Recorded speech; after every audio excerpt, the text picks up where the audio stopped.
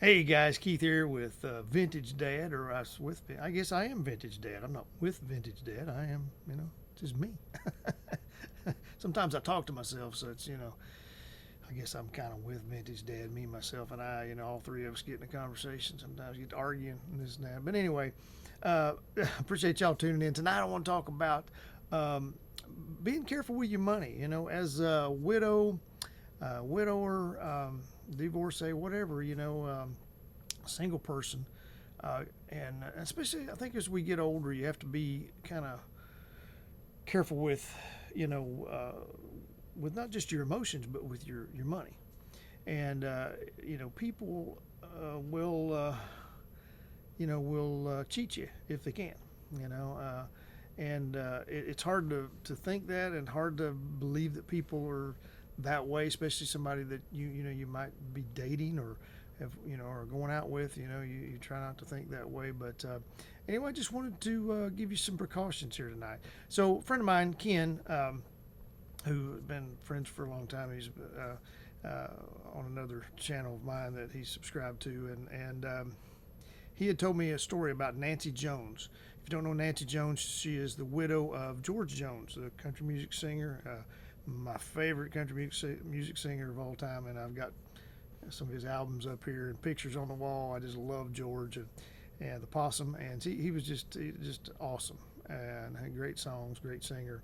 And anyway, he passed away a few years back, and I hadn't really heard anything about Nancy, his wife, in a while, but she kind of helped him, get out of it. He was bad to drink and drugs and this and that, and she helped him through a lot of those things, and helped him to get past a lot of that. So great help to George, and helped prolong his life, I'm sure. But anyway, she apparently started dating again, after he had passed, and a guy had stolen some money from her, got in her safe somehow, and talked like it was millions of dollars from the article I read, and it just it's crazy to think about, because whether this guy set out to do that, or he got in the relationship and thought about it later. More than likely, he probably had his sights set on her money, or George's money, her money now. But just knowing that she probably had millions of dollars, and thought he could, you know, kind of grab onto that and run away with it. And so anyway, he got caught, and I think got arrested and all that, thankfully. But I wanted to just warn you widows and widowers as well, and not just widows and widowers, but just anyone that's out there that's single, and especially if you're older. I think, like I say, because you probably younger people maybe don't have as much money, but that doesn't mean people won't try to take you. Don't get me wrong, but I'm just meaning, as you get older and you've built up a retirement plan, you've got a little nest egg put away. You can, people will take advantage of you, and we can, kind of be a little vulnerable if we're not careful, and especially if we're looking for love, and whether it's in the wrong places or the right places. But you can find love in all sorts of places, I guess. But and you can find love in church, and it's somebody's just could be after your money. You can find love in a bar, and they just love you for you. You don't never know. And there's good people in everywhere, and there's bad people everywhere. And there's good people with bad intentions. Maybe they're good in a lot of ways and do a lot of good things, but then they have a bad intention because they let greed get in the way or whatever. So I don't really know. I wished I had. I guess the biggest thing is just to be cautious. I don't really have I wished I had a list of steps to take and say, check these off. I guess if you're dating somebody, you hate to get a background check on somebody, but hey, job, to get a job nowadays, you got to, I don't know if they do fingerprints, but you got to do a drug test, and they do a background check. And it doesn't matter who you are. It doesn't matter how good a guy or good gal you are, doesn't matter, nothing like that. How good your family was. It's just procedure. And maybe dating ought to be that way. I don't know how you go through with all that. It'd be a little hard to do that without probably offending somebody. But so I'm not asking you to do that or expecting you to do that necessarily. But if I don't know. There's if there was some way, because sometimes maybe that person's had no prior convictions. Maybe they've been good all their life, but they've struggled and they find out you got a little money. You know, and I know some of the comments I've had out there, some of the ladies say, I don't want to be a nurse and a purse for somebody, and so because not just the guys looking to,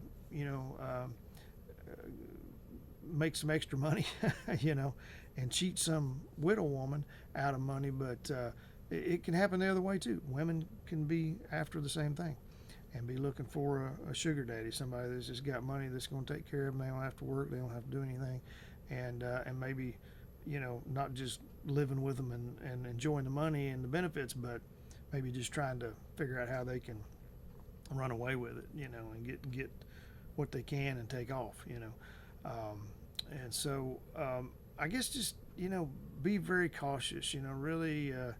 As I say, it's hard to tell because people, especially people with those intentions, con artists, scammers, type that kind of thing, they're probably pretty good at it, and especially if they're 50, 60, 70 years old, get up in our age group here, they've probably had a little bit of practice at it, more than likely. And so they're a good, they got that charisma, they've got that way about them where everybody likes them, and they just seem trustworthy, and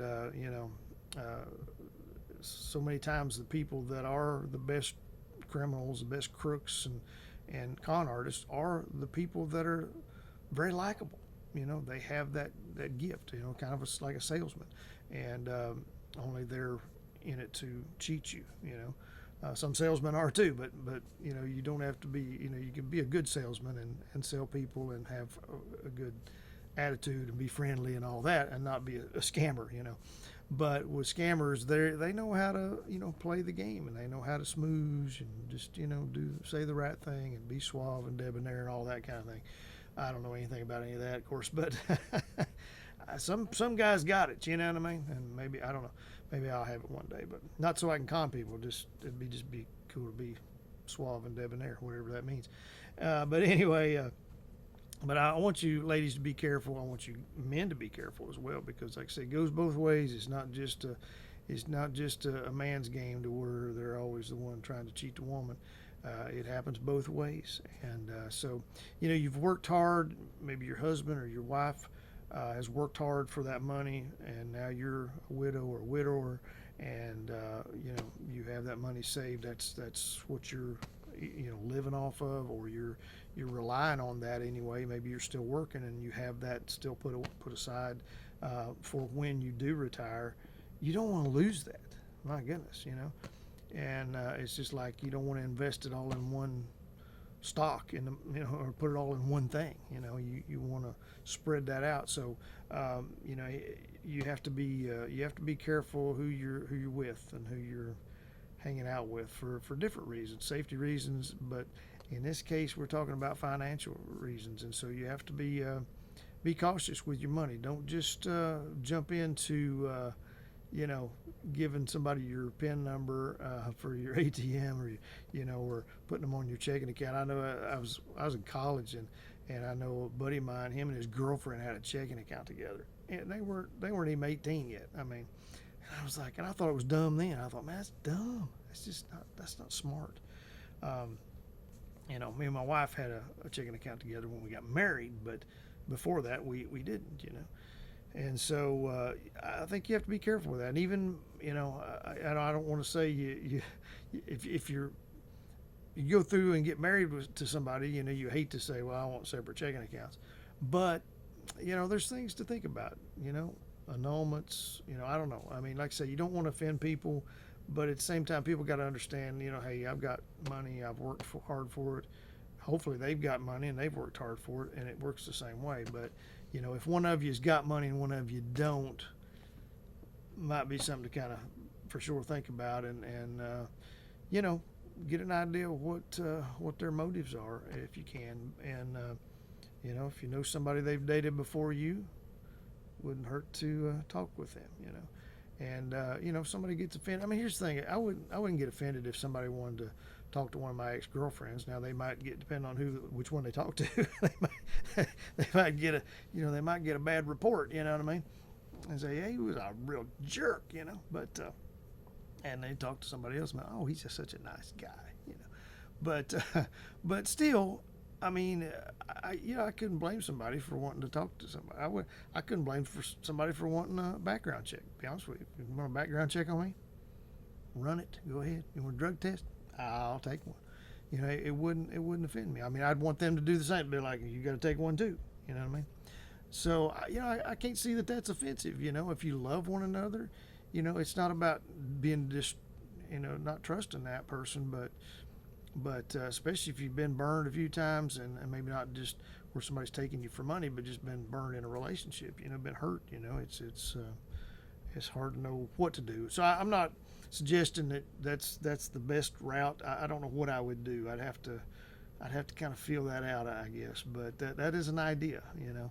And I just hope that none of you have to deal with any of that. And I get why a lot of you and a lot of us just don't want to date again, don't want to get married again, especially, you know. But even like with Nancy, she was just dating this guy. She wasn't married, you know.